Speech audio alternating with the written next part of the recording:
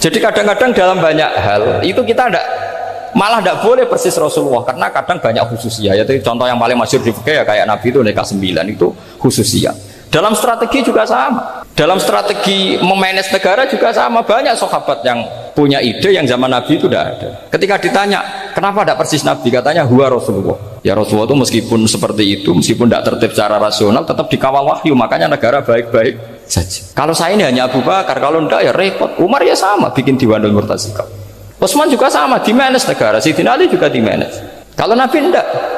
Tapi tidak apa-apa karena ada karisma. Sekarang ya seperti itu.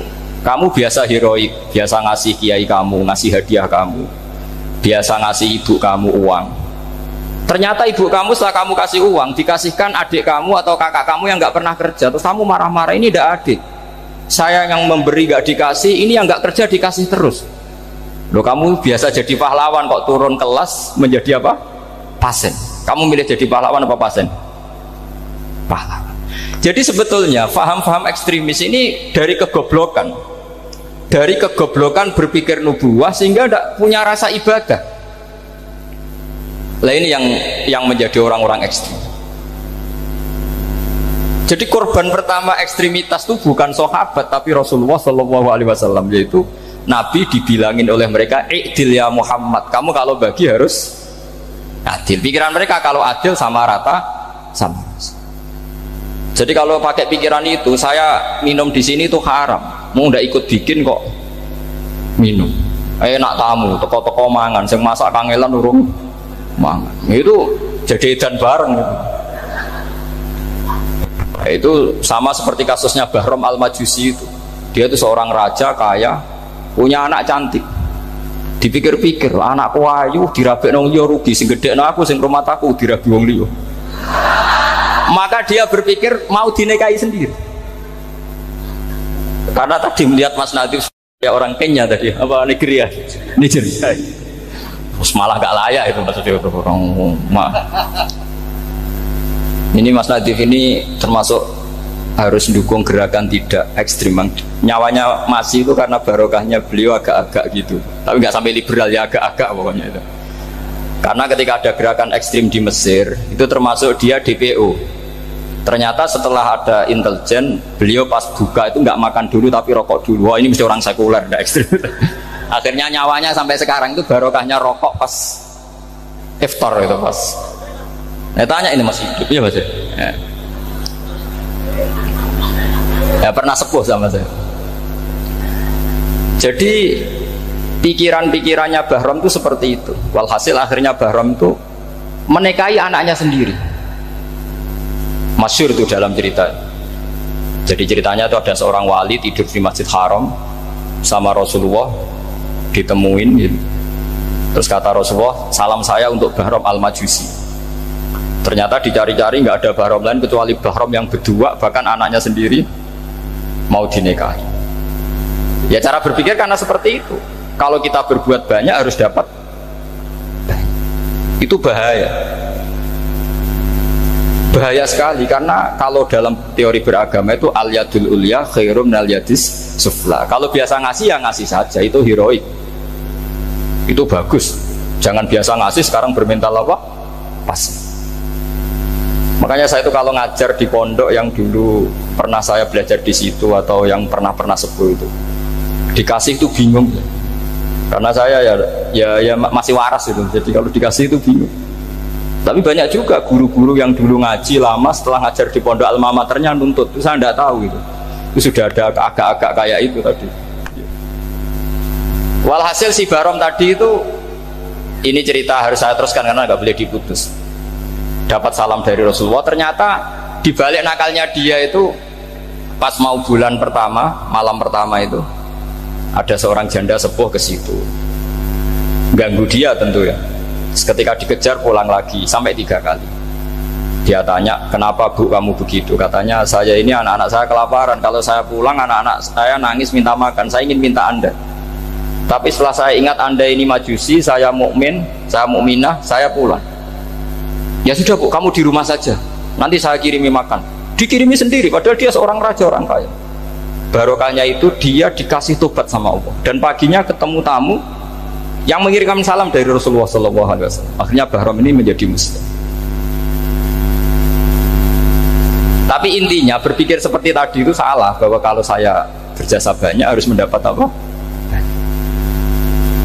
Ini cara berpikir orang-orang Khawarij. Begitu juga era Sayyidina Umar, era Sayyidina Utsman, Ali, itu juga ngalami orang-orang yang ekstrim. Misalnya begini, saya contohkan korban-korban ekstrim yang real. Sayyidina Ali itu masyhur, dia punya musuh besar namanya Muawiyah. Karena permusuhan ini tidak bisa dihindari. Jadi kalau dalam fikih Islam ini, anak-anak saya ajari fikih, kalau orang mukmin membunuh orang mukmin itu hukumnya dosa besar apa kecil? Besar. Itu di bab kisos. Tapi orang fikih itu unik. Di fikih itu ada kitab usial namanya. Di takrib ada kitab usial. Dan di situ ada penjelasan mangkutila dunamali fahuwa syahid. Orang yang dibunuh karena membela hartanya atau keluarganya, itu dia mati syahid. Kalau dia posisi membunuh, maka malingnya atau penjahatnya muhaddarun damu, nggak punya hak nuntut kisos karena dianggap nggak ada artinya darah. Nah sekarang begini, suatu saat ada garong ke rumah Anda, ingin membunuh Anda karena ingin mengambil harta Anda. Anda ingin ingat status mukminnya atau status garongnya. Terus kamu mau dibunuh diam aja, saya tidak mau membunuh orang apa? Mukmin atau membunuh orang muslim. Nah, kesulitan yang dialami Sayyidina Ali seperti itu. Orang-orang Khawarij cara berpikir, Ali ku geblek, wong mukmin kok pengen mateni wong mukmin. Muawiyah yo geblek pisan, wong mukmin kok pengen mateni orang mukmin. Padahal suasana sudah kacau. Ketika seorang penjahat mau membunuh yang punya rumah dan yang punya rumah ingin membunuh penjahat, itu namanya mukmin bentrok sama orang mukmin. Apa orang benar sahibul hak ingin mempertahankan haknya? Tidak sampai saya tanya. Itu sahibul hak, yaitu yang punya rumah ingin mempertahankan haknya. Meskipun dalam duel ini kadang terjadi pembunuhan. Nah di sini ini ya, ulama ahli sunnah menyebut masalah ijtihadiyah. Kelompoknya Sayyidina Ali mempertahankan nyawanya meskipun dengan cara membunuh pasukan Muawiyah. Pasukan Muawiyah juga mempertahankan nyawanya meskipun harus membunuh pasukan Ali. Zaman itu susahnya ijtihad seperti itu. Tapi orang Khawarij cara berpikir enggak, ini biang keladi masalah itu Ali sama Muawiyah. Akhirnya mereka malah rapat, ya sudah dua-duanya bunuh saja. Ya masyhur itu, akhirnya Sayyidina Ali dibunuh oleh orang Khawarij. Makanya ini penting ya, pentingnya ngaji seperti ini. Jadi kamu harus dilatih berpikir nubuwah. Ya dilatih berpikir apa? Nubuwah, disebut al ulama warasatul. Meskipun dengan cara yang ekstrim, tapi pikirannya saja, jangan perilakunya. Saya punya contoh sekian kasus, sekian tragedi. Misalnya begini, saya itu dulu punya teman, dia soleh, bisa baca Fathul Mu'in. Dia itu janggal, bilang sama saya, Gus, tidak biasanya Rasulullah itu agak-agak nyindir orang fakir. Ini kok ada hadis kadal fakru ayakuna kufur, bahwa kefakiran itu mendekati apa? Kekufuran. Dia itu aneh sekali. Biasanya tidak biasanya Rasulullah kritik seperti itu. Walhasil ini singkat cerita, anak ini ngalami satu trauma. Dia itu miskin. Gara-gara miskin gitu jadi burunya orang non muslim. Dan sering disuruh nganter majikannya itu ke tempat-tempat lokalisasi. Dia mulai mikir, ini gara-gara fakir saya harus nganter orang ke lokalisasi. Mulai ingat dia, sedekah Rasulullah, ini gara-gara fakir saya jadi pengantar orang ke lokalisasi. Suatu saat majikannya itu benar-benar bangkrut, malah tidak disuruh nganter, pokoknya carikan yang cantik bawa sini. Pusing. Nah, dia akhirnya walhasil lari terus keluar. Terus dia cerita betapa ekstrimnya fakir, sehingga gara-gara fakir saya harus jadi penolong orang yang mau apa maksiat. Anda boleh berpikir ekstrim, tapi ekstrim dalam melawan kemungkaran, yaitu tadi, saya nggak boleh jadi fakir, tapi takutnya fakir yang nanti jadi alat kemaksiatan. Imam Ghazali juga punya contoh seperti itu. Imam Ghazali pernah marah besar ketika tren di Baghdad itu orang belajar fikih semua. Hatta la yakuna thamma tabibun illa min ahli dhimmah, kata beliau. Sampai di Baghdad itu tidak ada dokter kecuali orang kafir dhimmah. Akhirnya kalau ada ulama sakit, saya masih ingat pas kecil, kalau ada ulama sakit itu tidak boleh dibawa ke rumah sakit, takutnya ketemu dokter muslim, non muslim malah disuntik langsung apa? Mati. Akhirnya ulama saat itu berfatwa, orang Islam harus ada yang jadi dokter. Banyaklah gus-gus yang sekolah kedokteran.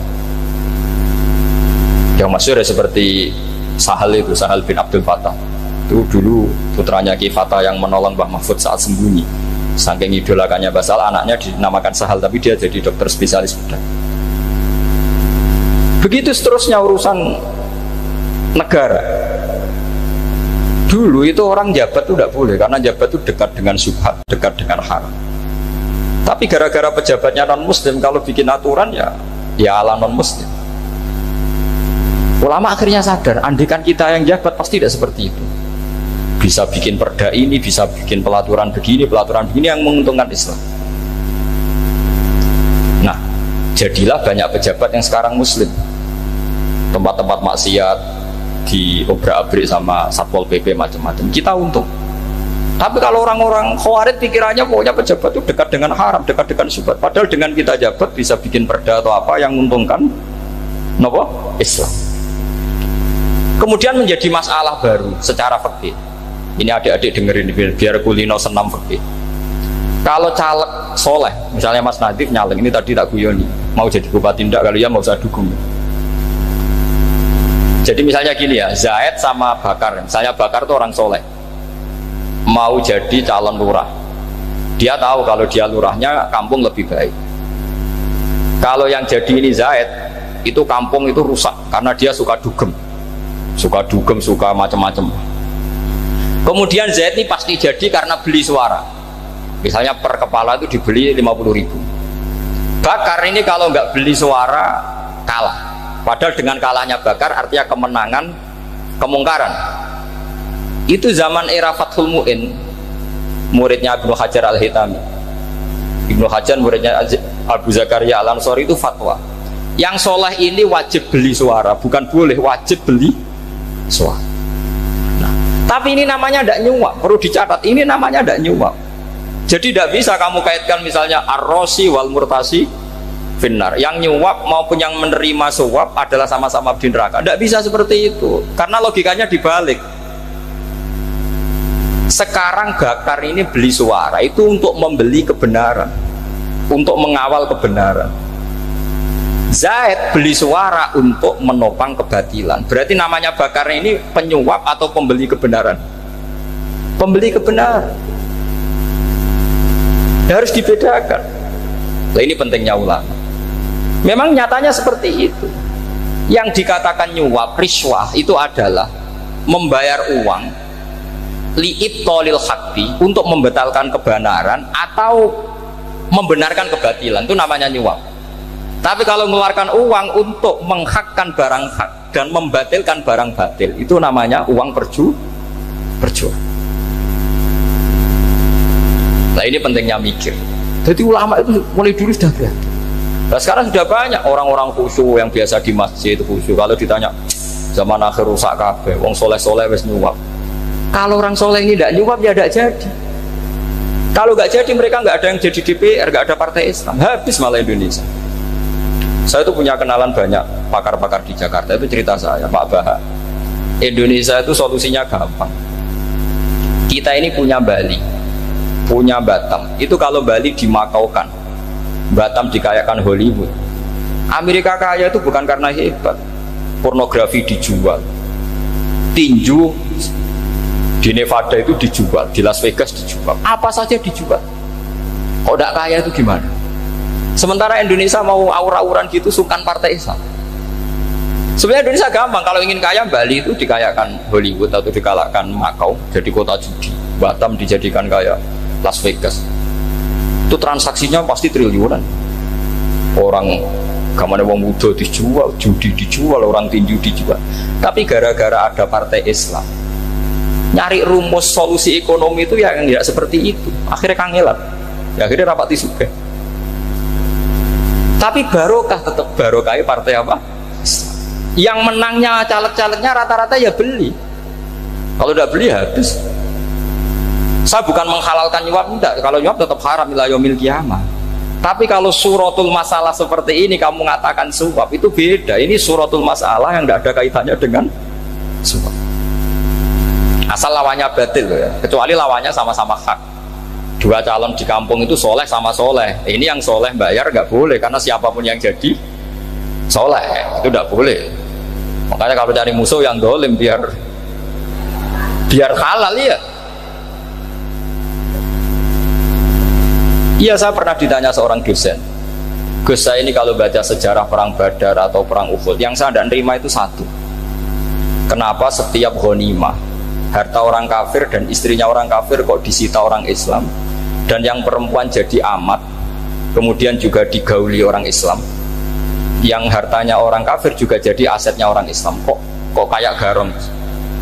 Dia tanya seperti itu sama saya. Terus saya jawab, kalau sampean ada garong dan kemudian bawa senpi, senjata api, kemudian garong Anda, penjahat Anda lumpuhkan, ya senpi itu harus Anda kembalikan. Monggo penjahat ini kagungan jenengan beto wangsul, karena ada milik Anda, harus dikembalikan. Wah, tidak bisa Bapak, kalau saya kembalikan pasti dipakai jahat lagi, dipakai kriminal lagi. Ya sama, kalau asetnya orang kafir dikembalikan ke orang kafir akan menjadi aset kekafiran lagi untuk menghancurkan kita. Nah, perempuan juga sama. Perempuan itu alat produksi. Jika perempuan tadi dikembalikan ke orang kafir, maka kamu menolong populasi orang kafir. Ya seperti itu. Paham ya? Makanya disita dalam perang loh ya, tapi dalam perang yang legal. Nah itulah kenapa amat halal. Makanya di Quran itu illa ala azwajihim aw ma malakat aiman. Paling enggak itu masih ada ulama atau pemikir atau ustadz siapa saja yang bisa memahami logika apa? Islam. Nanti kalau ulama ini sudah meninggal, orang akan mencibir Islam dengan cara mengatakan Islam itu jahat, yaitu menyita hartanya orang kafir dan istrinya orang kafir setiap kali terjadi perang. Karena pemikiran ini pasti sama-sama kutubnya sama-sama ekstrim. Ya ini penting saya katakan. Makanya masyhur itu perdebatan Sayyidina Ali dan Muawiyah. Ini saya kutip sedikit. Ini ya sama-sama berpikir ekstrim, tapi ekstrim yang baik. Walhasil dalam satu kerja bakti di Masjid Kuba, itu ada sahabat namanya Ammar. Ini di depan umum, ini penting. Kalau dalam ilmu hadis di depan umum ini penting karena nanti menjadi mutawatir. Beda dengan hadis yang Nabi ngendikan sama 1-2 sahabat, namanya hadis ahadi. Di depan umum Nabi guyon gini sama Ammar, ya Ammar waihak taqtuluka alfiatul baghiyah. Ammar, kamu ini nasib kamu itu agak sial. Karena nanti yang membunuh kamu itu kelompok yang tidak benar. Alfiatul baghiyah itu kelompok yang tidak benar. Itu disaksikan sekian sahabat. Walhasil suatu saat Ammar ini ikut perang dan ikut pasukannya Ali dan terbunuh oleh pasukannya Muawiyah. Seneng Ali.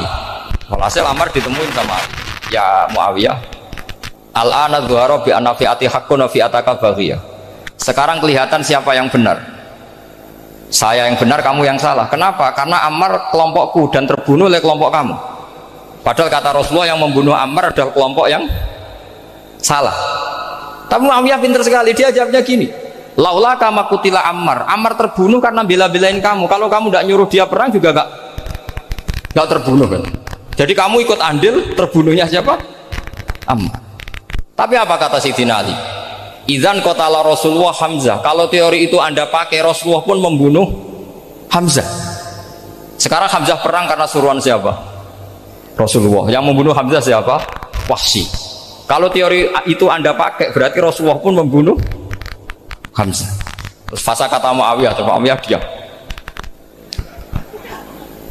Jadi fikih pun tuh diputuskan lewat pikiran ekstrim, tapi bukan ekstrim yang merugikan orang lain. Ya, kalau merugikan orang lain namanya sudah la dororo wala diror, dia menyalahi aturan itu.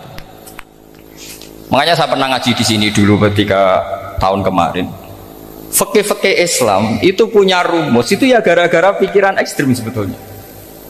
Saya pernah nyontohkan adalah Orang tuh kalau sholat jenazah itu mayitnya di depan. Itu ulama fikih tidak ada yang punya alasan. Mau hanya bilang gini, hakada wajadna salafan wa khulafan. Mulai dulu kalau nyolati mayit ya jenazahnya di depan. Hanya gitu saja, tidak punya alasan. Makanya ulama lain mengatakan tidak apa-apa jenazah di belakang, yang sholat di depan. Kenapa? Fa innaha laysat bimanzilatil imam. Memangnya jenazah imam harus di depan? Itu ya tidak ada yang bisa bantah. Bagaimana mungkin harus di depan? Oh tidak, imam kok harus. Yang harus di depan itu imam. Jenazah itu imam apa enggak? Enggak. Terus alasan kedua, sholat ghaib. Kalau ada orang mati di Surabaya, Mas Nadib di sini, sholat ghaib boleh enggak? Boleh. Jenazahnya di depan apa belakang? Di belakang kan? Berarti harus enggak jenazah di depan? Ya dia mau ngakeh yang jelas kalau itu. Lah ini contoh-contoh kecil. Nah orang Khawarij itu orang yang paling tidak mau menerima otak-atik seperti itu. Akhirnya jadi goblok bareng tadi. Ya makanya Rasulullah pun jadi korbannya Khawarij. Muhammad, kamu harus adil. Karena pikiran mereka adil itu yang memberi banyak ya dapat banyak. Kalau pikiran nubuah tidak seperti itu. Kalau yang biasa memberi, biasa heroik, biasa baik ya biar tetap biasa memberi. Jangan dilatih jadi apa? Fasih. Ini mungkin adik-adik juga agak keberatan, tapi harus dilatih. Makanya saya itu jadi kiai itu ya mulai kecil, anaknya kiai, putu kiai, saya itu yang mulang itu senang. Saya tidak pernah terlintas dikasih santri atau dihormati ya enggak. Mungkin sampai mati agak terlintas. Ya pikiran saya sederhana.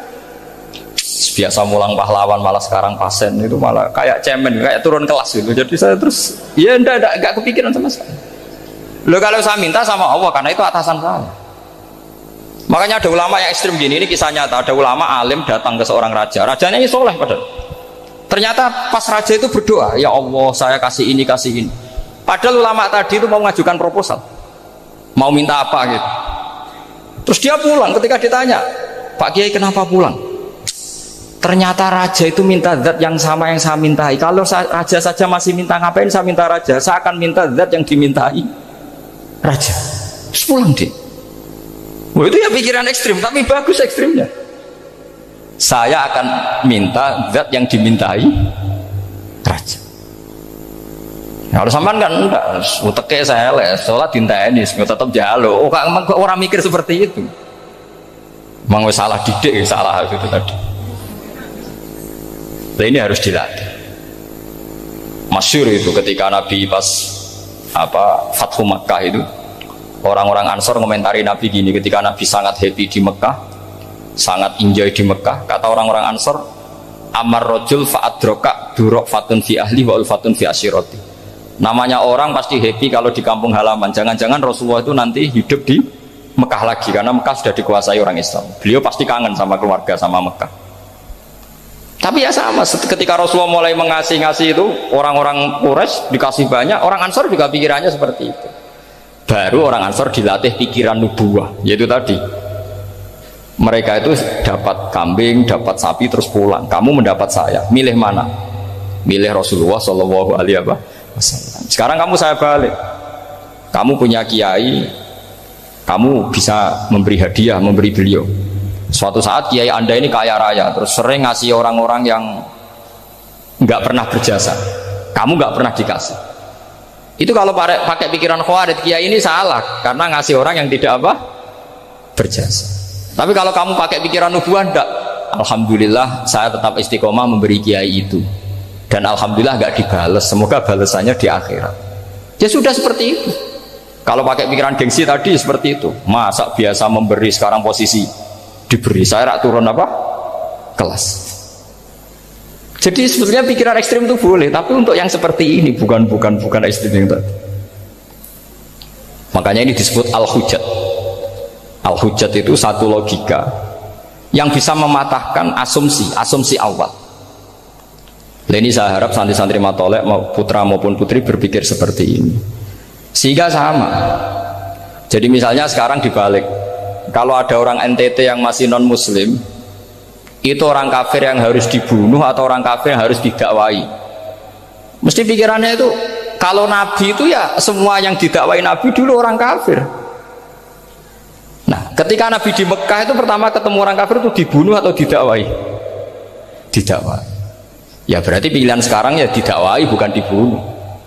Nah soal perang tuh perang tuh beda dengan membunuh. Ada janjinya, ada macam-macamnya, terus nggak ada solusi, itu baru ada apa? Perang. Jadi kalau sudah dibalik-balik gitu, makanya kata ulama-ulama, Khawarij itu pasti salah. Pasti salahnya adalah kalau orang nggak benar ya dibenarkan, bukan dibunuh. Kalau setiap orang kafir dibunuh, Nabi kapan jadi nabinya? Karena orang kafir habis. Jadi metode bil hikmati ya ada, mau ibadah hasanah ya ada, karena orang kafirnya sudah apa? Mati. Terus pertanyaan kedua, kalau Nabi harus ekstrim ngapain? Yang ngawal Jibril, halnya Israel lebih efektif.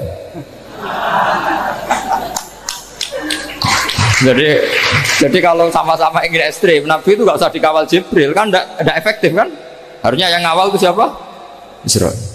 Kan nggak repot ya. Nah, jadi saya mohon ini saya cerita. Jadi korban pikiran ekstrim itu bukan siapa-siapa. Pertama itu Rasulullah. Akhirnya Rasulullah menjelaskan, ya beginilah cara berpikir nubuwah.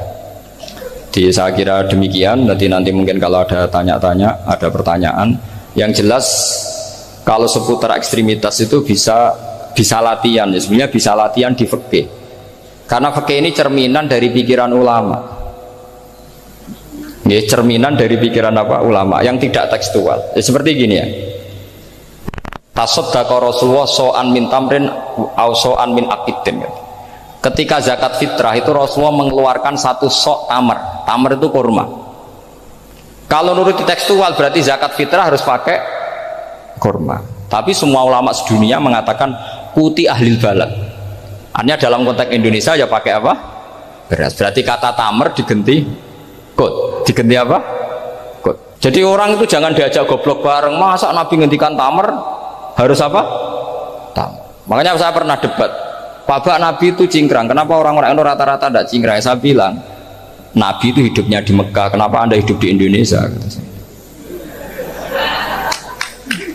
Iya, Nabi itu hidupnya di Mekah. Terus saya tanya lagi, Nabi itu hafal Quran, kamu udah hafal? Saya hafal Quran. Kalau cingkrang gampang, karek ngetok kata saya. Ya, kalau ada sunnah Rasul, Nabi hafal Quran enggak? Hafal kan? Berarti kalau ikut sunnah Rasul, hafal Quran. Jangan cingkrang tok, ya hafal apa? Ya sama poligami juga gitu yang tadi diceritakan Mas Natif itu. Nabi itu poligami setelah Khadijah meninggal. Apa mereka mau nunggu istri pertama meninggal? Kalau ingin persis loh, kalau ingin persis nunggu istri pertama meninggal. Ah iya. Tidak mau juga kan? Ya biasa saja lah. Pokoknya yang dihalalkan syariat ya kita bilang halal, yang diharamkan kita bilang apa? Tidak usah sok suci sunnah Rasul. Saya punya banyak cerita. Abu Bakar itu dulu sering menghindari sunnah Rasul. Dulu Rasulullah itu kalau ada orang minta ya dikasih. Ketika era Abu Bakar bikin Baitul Mal. Ketika ditanya ini zaman Rasulullah tidak ada, kata Abu Bakar, huwa Rasulullah. Beliau itu Rasulullah. Mau nggak di manage ya negara tertib. Umar bikin pasukan itu diangkat negara. Kalau dulu zaman Nabi yang ikut perang bahaya, yang tidak perang namanya munafik.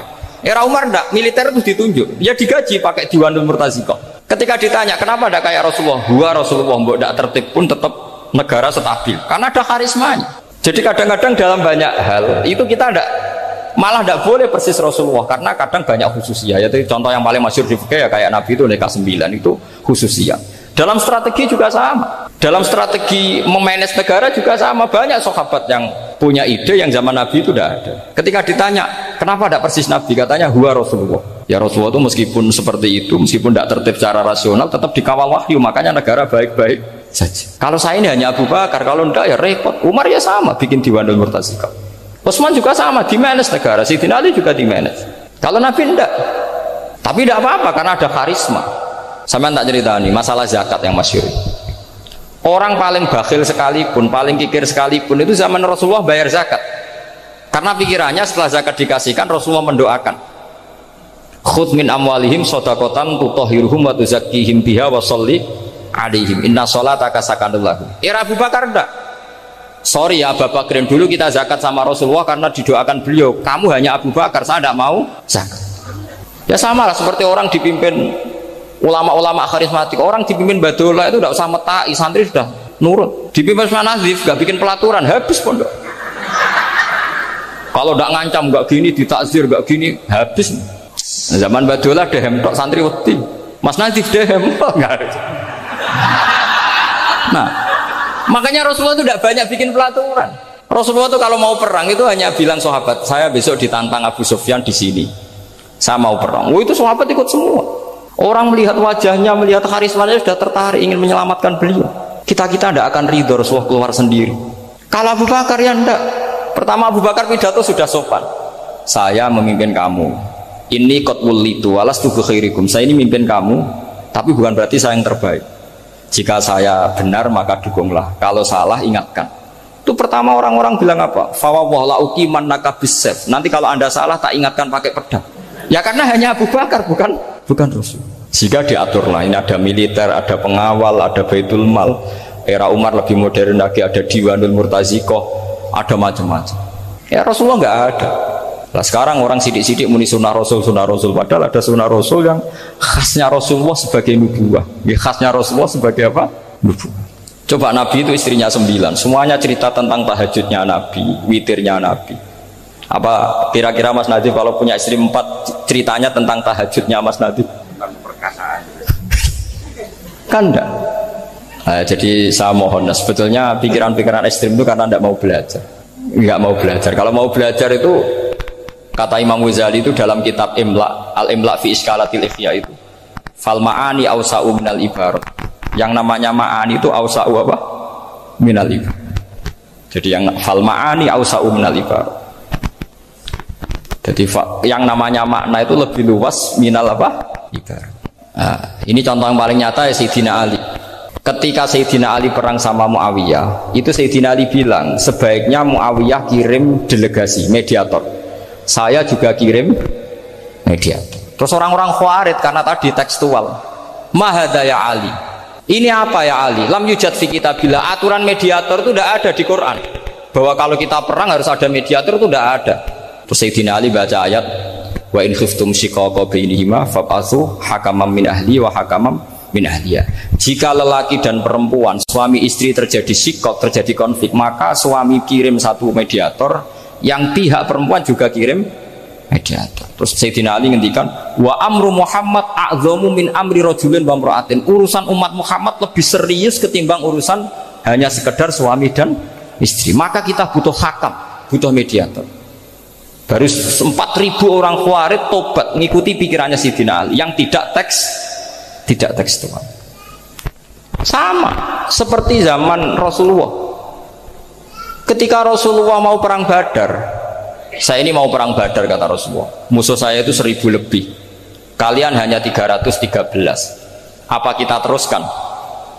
Itu sahabat langsung bilang gini, saya itu hafal teksnya. Idzan lanaqulu laka kama qalat banu Israil fathab anta wa rabbuka faqatila inna hahuna qaidun walakin idhab anta faqatila inna ma'akum muqatilun. Ini kelihatan sekali bahwa para sahabat sudah ada tekstual. Orang-orang Bani Israel ketika melihat Musa katanya sakti dan orang dekat Allah, itu cara berpikir orang Bani Israel gini. Walhasil ada perintah supaya Musa itu merangi kaum Jabarin. Orang Jabarin ini gagah-gagah, pikirannya orang Bani Israel. Musa kami itu sakti dekat Allah, ya sudahlah sama Allah saja sana, tak tunggu di rumah kabarnya. Itu kan sama dengan santri semedit, roh kiai ini juga, kiai aku juga, terus tak pikirkan seperti itu. Ya sama seperti itu. Nabi ku kekasih Allah, mesti perang menang, serasa tak ewangi mesti menang. Fadhab anta wa rabbuka faqatila inna hahuna qaidun. Ya sudah kamu berangkat saja sama Tuhan, tak tunggu di rumah. Tapi apa kata para sahabat Ansor ketika Nabi minta supaya mereka dukung di perang Badar? Langsung bilang, idzan lanaqulu laka kama qalat banu Israil. Kita tidak akan bermental kayak Bani Israil. Ini tekstual pada enggak. Mereka punya mafhum, punya pikiran. Cara Mas Nadif punya kreatif. Bahwa ini mental yang bejat, kita tidak akan meniru seperti itu. Itu sahabat. Jadi dulu sahabat itu makna di Quran juga ada tekstual. Jadi bisa memahami. Nah sekarang orang memaksa semuanya harus tekstual. Ya meskipun tadi jangan terlalu liar terus menjadi liberal. Tapi saya tidak tahu kalau contohnya Mas Nadif tadi pakai kondom, sistem kondom tidak tahu. Itu pikirannya Jil apa Mas Nadif tidak tahu saya. Itu tidak tahu. Kok sampai sembeling itu saya tidak tahu. Kok Lagi dua kalau tidak bisa nyontohkan yang di luar itu, saya itu ya tidak tahu. Mulai dulu ilmunya seperti itu terus gitu. Ya tidak tahu lagi. Jadi mulai dulu zaman Nabi pun itu sudah ada pikiran-pikiran seperti itu. Jadi tekstual atau harfiah itu ya enggak. Nyatanya sahabat langsung bilang idzan lanaku laka kama qalat banu apa? Isra. Ad-dinu yusrun wala yusyadha hadatina ahadun illa ghalabahu. Yasiru wala tu'assiru basyiru wala tunaffiru. Makanya aku usah sok suci, hidup itu gak ada pilihan. Misalnya kalau saya ditanya, bina wong fasik itu penting nggak? Penting. Tapi kancanan wong fasik itu haram, mari katut. Kancanan wong fasik itu haram, mari katut fasik. Ti ngembarno wong fasik umat Rasulullah ya haram, umat Nabi kok ngembarno. Kancanan yo haram, ngembarno haram. Lah terus piye, Gus? Ya ora piye-piye. Ayo saiki misalnya kowe ngembarno wong ayu tiba ning dalan, haram to ora? Haram. Terus mbok gendong, haram to. Hidup itu tidak banyak pilihan. Jadi dilema dari si guru-guru dilema. Makanya apa ya seperti itu istafti qalbak takokno atimu. Motive nulung iku nulung apa sahabat? Ya sudah seperti nggak ada pilihan. Motivem kancanan wong fasik iku mergo enak kancanan wong fasik. Delok dangdut pantes apa ya pantes. Apa motifmu didik? Ayo rata-rata ke kancanan fasik motifmu didik apa enak kancanan fasik? Enak. Haram berarti. Ya seperti itu. Memang banyak sesuatu yang apa? Makanya banyak ulama ngendikan banyak perilaku duniawi yang menjadi amal ukhrawi karena niat. Juga sebaliknya banyak perilaku ukhrawi yang akhirnya menjadi duniawi juga karena niat. Makanya niat itu diatur sedemikian rupa. Nah ini juga sama. Duduk tasahud akhir. Ayo, duduknya dulu, duduk tasahud baca sholawat. Itu satu paket. Makanya al-atasek wal asir wal hadi asar at-tasahud wa qu'uduhu wa sholat ala nabi sallallahu alaihi wasallam. Fatasahudu mongkoti tasahud wa qu'uduhu lan lungguh tasahud. In aqobahuma lamun ana sing maca akibah tapi sami nggih. Lamun mungkasi utawa nyusuli huma ing tasahud lan qu'ud apa salamun salam iku ruknani berarti rukun karone. Jadi tasahud yang diakhiri salam itu berstatus rukun. Berarti tasahud awal berstatus sunnat karena tidak diakhiri salam. Jadi nak wonten tiyang traweh kok 4 rakaat langsung salam itu nggak bisa dikatakan batal karena statusnya tasawuf awal nopo sunnat. Tapi kalau traweh itu sudah monggo kalau traweh itu sudah menjadi alamiah, jadi biasanya ulama berdebatnya begini, ini dengerin ya. Kata taraweh itu alamiah apa implementasi dari Qiyamul Lail? Ayo jawab. Traweh itu alamiah apa implementasi dari Qiyamul Ramadan? Kalau kamu katakan Qiyamul Ramadan, maka ada orang traweh langsung 4 rakaat tanpa tasahud awal, harus kamu katakan sah karena tasahud awal berstatus sunnat. Tadi kan dikatakan tasahud yang wajib itu yang diakhiri salam, berarti tasahud awal sunnah. Di mana-mana kalau sunat boleh ditinggalkan. Tapi ada ulama yang agak ekstrim mengatakan begini cara berpikir, tarawih itu alamiah. Alamiah artinya yang dikatakan tarawih, yang dikatakan tarawih adalah sholat 2 rakaat dengan 1 salam. Paham ya? Artinya kalau 4 rakaat dengan 1 salam itu namanya tidak tarawih. Paham ya? Makanya seperti itu tuh ya gak usah diperdebatkan. Seperti gini, sampean kalau sholat witir aku yakin akeh sing batal, cuma pangeran maklumi. Aku yakin akeh sing batal tapi pangeran maklumi. Jadi disahno, kenapa sah? Dimaklumi Allah Subhanahu wa taala tadi. Kamu kalau witir kan 2 rakaat dulu. 2 rakaat setelah itu. Sekarang pertanyaan saya, ketika 2 rakaat kowe niat tembi. Wong niate witir kok genep.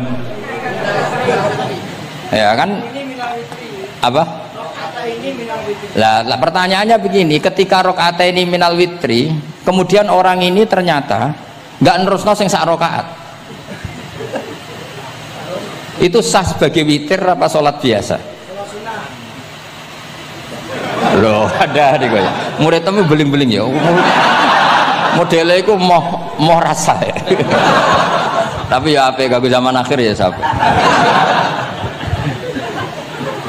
Ndak, ketika 2 rakaat itu jenenge sholat witir apa ndak gitu saja pertanyaan. Orang oleh ngeper, jawabnya ngono tok. Ketika 2 rakaat itu witir apa enggak? Tidak.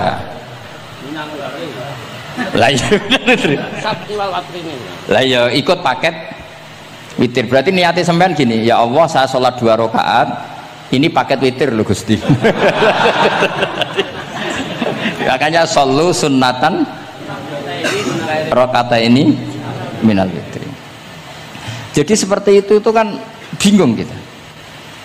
Nah sekarang begini, ndak ini latihan fikih karena saya pengajar fikih. Kalau ada orang sholat, ya saya ulang lagi ya, ada orang misalnya begini, ada orang sholat terus sarungnya itu pas sampai dengkul, sampai lutut. Kalau dia rukuk pasti jengking pupune ketok. Iku batale ngenteni wis rukuk apa mulai pertama batal? Enggak, jawab saja. Apa? Ketika rukuk apa mulai berdiri sudah batal? Ketika rukuk. Awas eling-eling ya. Ndak ini undian berhadiah. Itu di Asbawan Nadhair itu ada pertanyaan gini. Lalu yang dikatakan sholat itu apa? Yang dikatakan sholat adalah satu akwalun wa af'alun muftatahatun bitakbir muhtatamatun. Nah, lalu ketika dia rukuk itu batal. Batal yang batal apanya itu Pak? Wong dia belum berbentuk sholat. Berbentuk sholat itu kan kalau sudah absolut sampai salah. Yang batal itu apanya? Wong sholatnya erong kasil lah. Bingung tuh sahabat mesti. Jadi makanya pertanyaannya itu apa ya? Fikih itu kadang ya sudah seperti itu, memang angel. Makanya kalau kamu melihat perempuan itu di takrib itu melihat perempuan yang ajnabiyah itu haram kecuali untuk sekian hal, termasuk muamalah. Terus ngopi dianggap muamalah, repot. Sekarang pertanyaannya, kamu ngopi demi melihat apa melihat untuk ngopi? Nggak, jawab. Lah anak niatnya ngopi, mestinya kan brewok lah ya di ngopi ini kan gitu. Cek bakule brewok, cek bakule kumisen. Kopi enak. Nah kira-kira agak haram itu mesti begini. Saya sama Habib Ali jalan ke Jakarta terus ngantuk ngopi. Kebetulan bakule ayu insya Allah halal karena orang niat. Nak sampean kan gak apal. Oh sing pojok kono wae. Wah itu mesti haram itu, tak jamin itu. Goblok ngopi kok ning kene ning kono wae. Kalau saya sama Habib Ali enggak. Jadi ya mlaku-mlaku ngantuk ngopi. Kebetulan bakule ayu. Ya terus mungkin wong soleh ya cepet ya, ini bahaya ini. Nak pas umat soleh ya gitu, kalau enggak pas wah cocok ya. Lah mulai ngomong cocok itu masalah kan.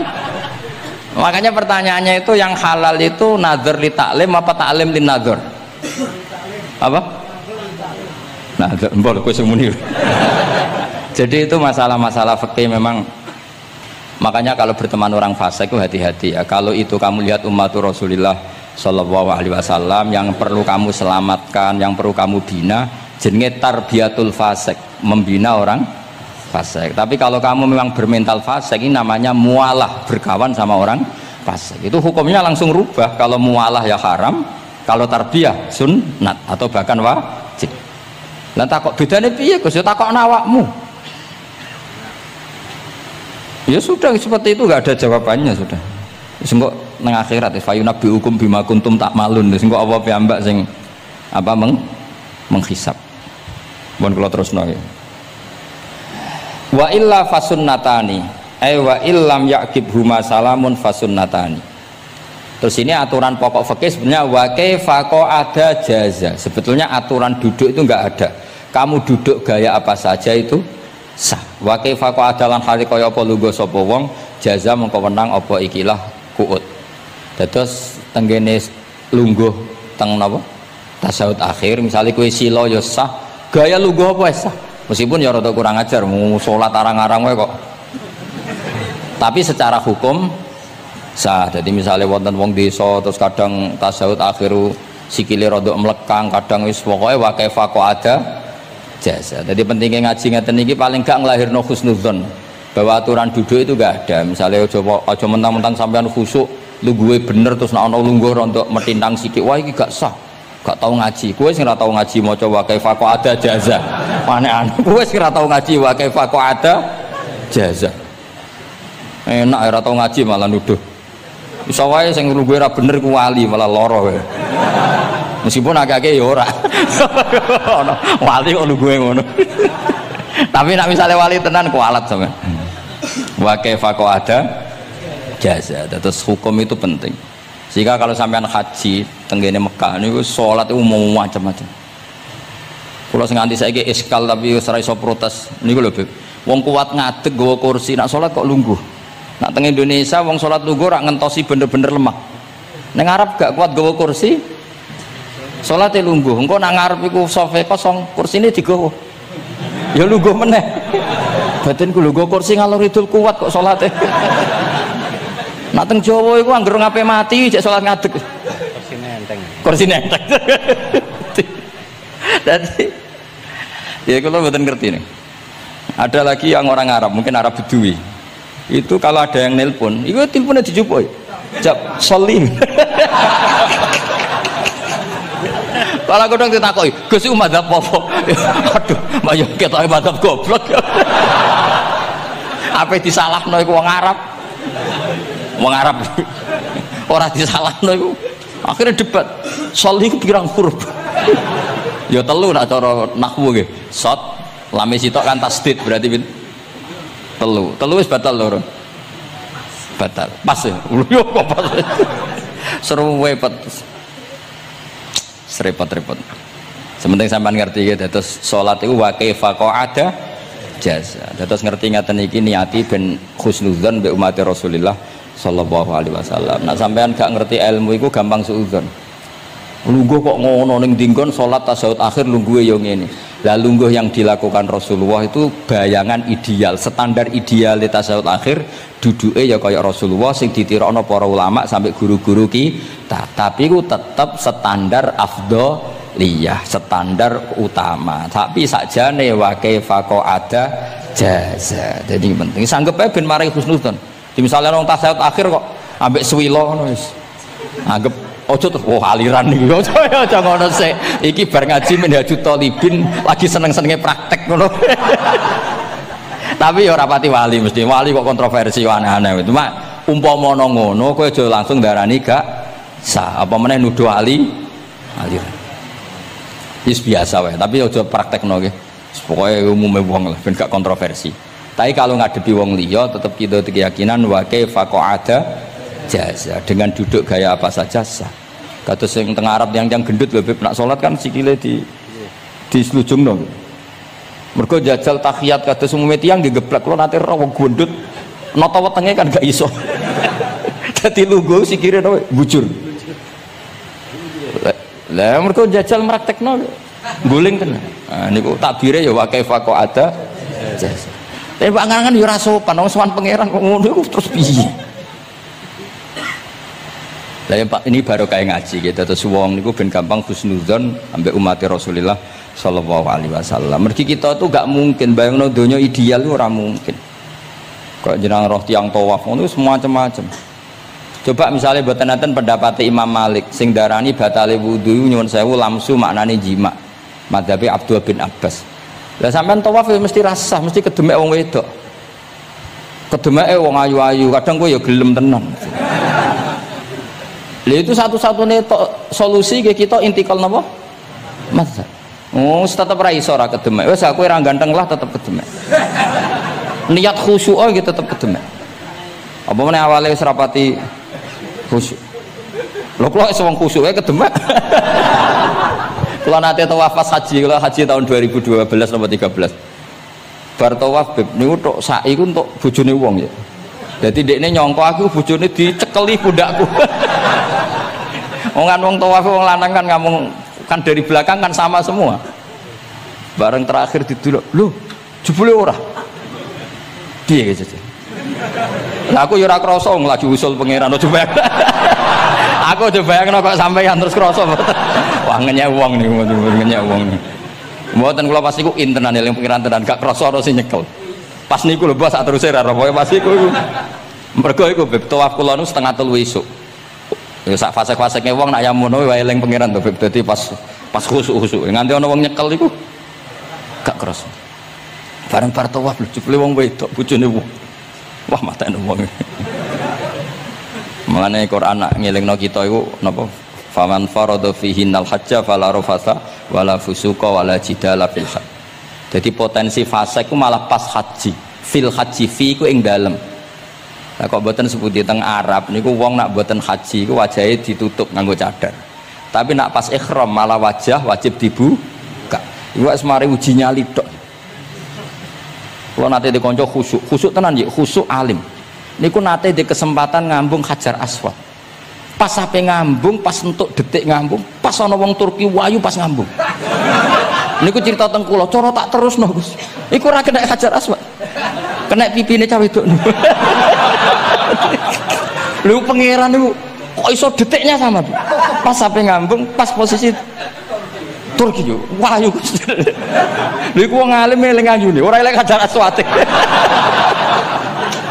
Bareng rezeki wae. Mulane Hajar Aswad itu ngenes, mulane jare Hajar Aswad aku dhisik putih. Gara-gara dosane Bani Adam dadi ireng. Mane kata yang haji nangis kan termasuk niku, nyesal deh. Jebule wong sing rayu bojone tok wong nundune wayu kabeh. Sing bagian niku maksudnya. Dadi njan repot. Pangeran niku nguji ngoten faman farada fihinnal hajja fala rafatha wala fusuqa wala jidala fil hajj. Bener nak salat. Sak fasek-faseke wong pas salat iku mesti warung lanang-lanang. Salate ning masjid ngarepe wong lanang, pinggire wong lanang. Haji mboten. Masjid Haram, masjid paling suci sak donya, tapi itu uji nyali tenan. Kalau di kanca haji beb tiyang Magelang khusuke sak pol. Selawase ra tau salat jejer cah wedok. Niku salat jejer cah wedok sing disuci-suci cah wedok. Nangis betul. Lah kula rapati khusuk ya ora nangis biasa wae. Nangis. Lho sampean nek musim haji beb kan kredit. Dadi kanan kirine wedok ning ngarepe wedok. Dekne sujud gelem ra gelem kudu ning bokonge cah wedok. Sing ning cerita-cerita kitab lho, nak haji hujud iku ning bokong. Lha iku tebakan bokonge wong wedok. Nangis. Gus kula niku tiyang Magelang, sak urip-urip kula ora tau jejer wong wedok. Wong khusuk. Katoke bakat dadi wali, katoke wong khusuk. Nangis bar haji. Gus kula napa hajine mboten ditampi kok nate ngalami sujud. Aku piye ben ngandani wong khusuk bingung kok ngandani wong khusuk. Ngongkon istighfar ndekne ra salah wong kepeksa. Ngongkon nikmati wong khusuk kok tak kon nikmati. Lho cara sing takok sampean. Aku meni gayamu. Jawabnya gampang, cara sing takok sampean jawabnya gampang. Nggih piye? Paling gayamu apa? Iki sing takok wong khusuk. Ya akeh sing takok sampean ngono gayamu. Sing takok niku tiyang khusuk mek nangis tenan nyesel. Memang haji itu unik, makanya Allah ngikatkan fala rafatha wala fusuqa wala jidalu fil hajj ing dalem pas nglakoni. Mencen uji. Jidal kayak ngoten. Ono sing mari muring-muring. Wis niat khusyuk, niat sabar bebe. Ono wis sing marai muring-muring. Memang ujian betul. Lho kula nek wis kecelok wong gak gampang muring-muring. Wis terkenal lah nek kula seneng guyon ra gampang muring-muring. Nate badhe niku beb. Romyu tanggal 11 umumnya haji Indonesia rak koblas zawal melok beb teng rombongan tiyang ni warung tok Mina wonge diding-diding iki ajaran napa Romyu kok koblas zawal nabi ku ora tau Romyu koblas zawal nabi mesti Romyu ba'da zawal ngamuk-ngamuk sajane kula nu mboten mutawif kula mboten kaji gaet mboten kaji tenan nganggo dhuwit nak gaet diamuk wajib meneng ya engko iso di PHK nak akhirnya kula ngomong ngene akhirnya kula dijono Pak Bak sampe sing ngadepi. Iya Nabi ora tau Romyo qobla zawal tapi ora tau ngamuk-ngamuk koyo kowe ya. Mangkel opo. Lah ya Nabi ora tau Romyo qobla zawal tapi ora tau ngamuk-ngamuk koyo kowe ya. Repot. Akhirnya aku wah, jare kaji oleh jidal kok akhirnya. Iya padha jidal. Ra iso Kang. Pamane ngajak bojo wis geger tok. Kula de kanca ngajak bojo sing kancane sitok ngajak bojo wong Jogja. Nah bojo sitoke niku beb niku isuk-isuk gekno teh Sing lanang isu-isu kayak noteh kopi. Sing di bojo ora gawe noteh. Wong wedok wapi ngono.